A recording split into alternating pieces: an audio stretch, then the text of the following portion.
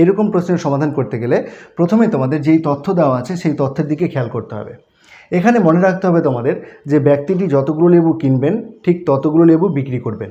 এই শর্ত কাজে লাগালে কিন্তু এইরকম অঙ্ক খুব সহজেই হয়ে যাবে। দেখে নাও কিভাবে সেটা করতে হবে।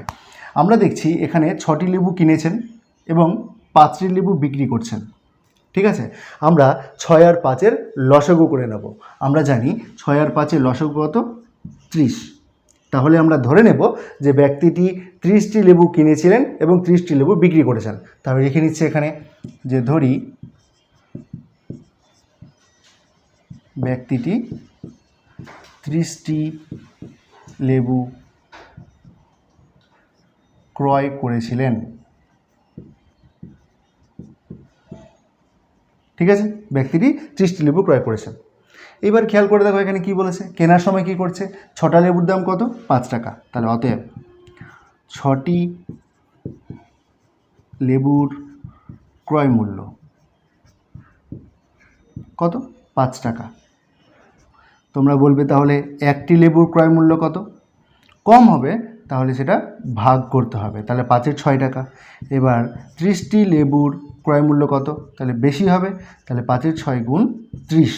ঠিক আছে, একটা লেবুর দাম হচ্ছে কত? একটা লেবুর ক্রয় মূল্য 5-এর 6, তাহলে 30টা লেবুর ক্রয় মূল্য কত হবে? বেশি হবে, তাহলে এটা গুণ হয়ে যাবে। তাহলে 6 5-এ 30, 5 5-এ 25 টাকা। ঠিক আছে, তাহলে ব্যক্তিটি 30টা লেবু কিনেছে কত টাকায়? 25 টাকায়। এবার বিক্রয়ের ক্ষেত্রে কি করছে দেখো, 5টা লেবু বিক্রি করছে 6 টাকায়। তাহলে কি লিখবো আবার? 5টি লেবুর বিক্রয় মূল্য, বিক্রয় মূল্য কত? 6 টাকা। একই রকম যদি করি তাহলে 30টা লেবুর বিক্রয় মূল্য কত হবে? একটা লেবুর বিক্রয় মূল্য কত? 6/5। আর 30টা লেবুর বিক্রয় মূল্য কত হবে? বেশি হবে, মানে গুণ। তাহলে 30 দিয়ে গুণ, তাহলে 5 6 30, 6 6 36 টাকা।